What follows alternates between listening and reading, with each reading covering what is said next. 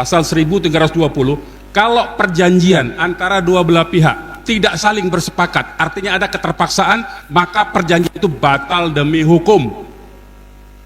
Silakan dicek, ya. Artinya apa? Kalau rakyat yang selama ini terpaksa ditakut-takuti bahwa ini PSN, kalau tidak terima ganti rugi akan dipaksa lewat pengadilan, itu berarti kan tidak sah. Dia tidak ridho tuh. Berarti itu batal demi hukum. Berarti dia boleh ngambil kembali itu tanahnya. Loh, duit yang sudah diterima, ya angus lah, salah sendiri.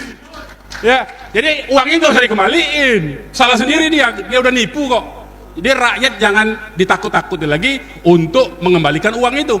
Ambil aja uangnya, udah sah itu. Tanahnya tanah dia kembali, uangnya uang dia kembali.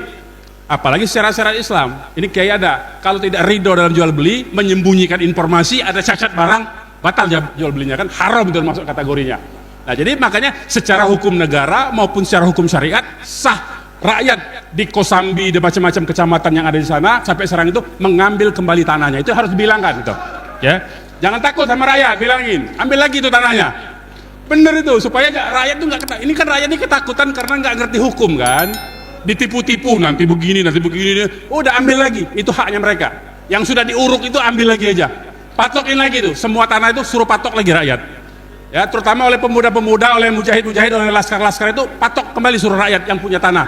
Ya, jangan takut, itu tanahnya mereka soalnya. Karena apa? Karena mereka rakyat itu dipaksa karena sudah diinformasikan lewat informasi hoax itu, seolah-olah PIK itu adalah PSN kan? Itu nggak boleh itu. Ya. Kemudian ada pemalsuan dokumen. Pemalsuan dokumennya di mana? Yaitu lurah kohot yang bikin sertifikat di laut itu. Itu pasti dokumennya patut diduga kuat itu dokumen palsu, karena ada teknologi, ya, ada teknologi sekarang baru 2 hari yang lalu di TV One keluar, ahli pencitraan satelit geospasial namanya, itu mencitra satelit wilayah yang dikatanya itu sawah dan tambak, nggak pernah itu jadi daratan. Sejak dari dulu sudah lautan itu, Pak. Sejak dari dulu sudah lautan, sejak dari tahun 73 ada datanya. Itu sudah saya kasih juga itu datanya. Nanti silakan disebar aja.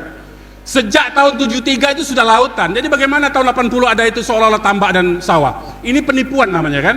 Nah, kalau penipuan ya tidak sah itu. Berarti itu ada dokumen palsu. Harusnya lurahnya itu diseret ke penjara, bukan pengadilan, penjara itu langsung, ya.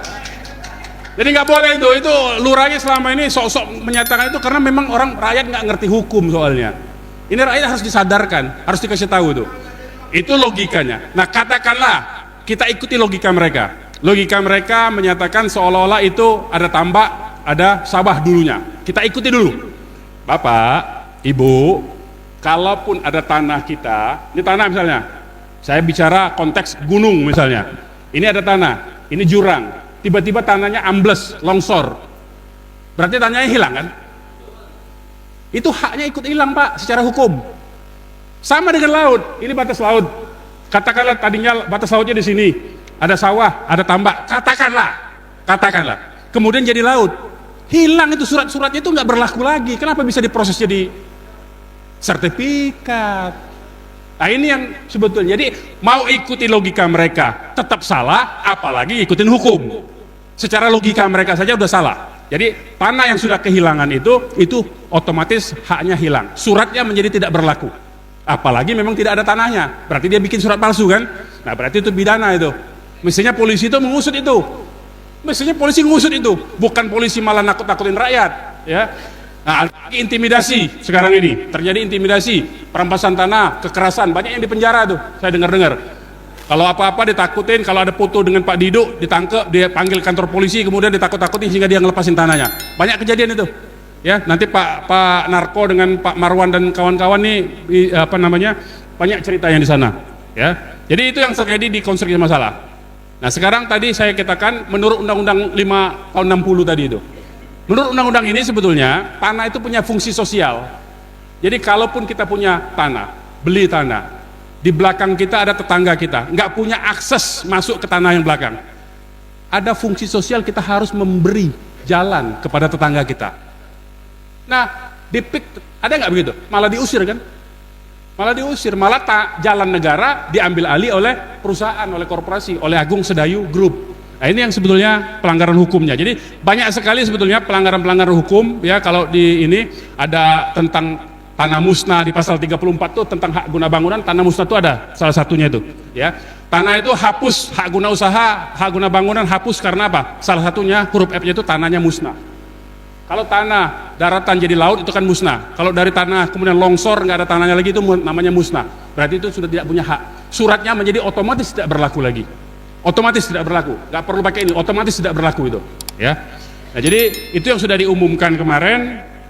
Jadi saya kira kalau untuk Rempang itu tanah terlantar. Jadi kalau di bedanya di kasus Rempang, kalau di PIK ini tanahnya jadi laut, ya katakanlah begitu. Atau memang tidak ada tanah yang laut diklaim sebagai tanah. Tapi kalau di Rempang itu negara katanya, ini pun katanya pernah memberikan HGB kepada perusahaan di tahun 2004. Kemudian baru datang lagi tahun 2024. Gitu kan?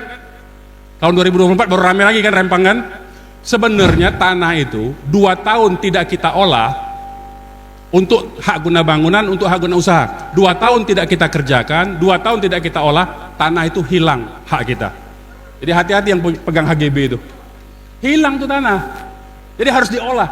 Prinsipnya seperti syariat Islam itu tanah itu harus dihidupkan. Nggak boleh tanah itu ditelantarkan. Tanah itu harus dihidupkan, diproduksi. Apakah itu peternakan, apa itu pondok pesantren, apa itu ada kebun, harus diusahakan, ya. Tidak boleh tanah disimpan.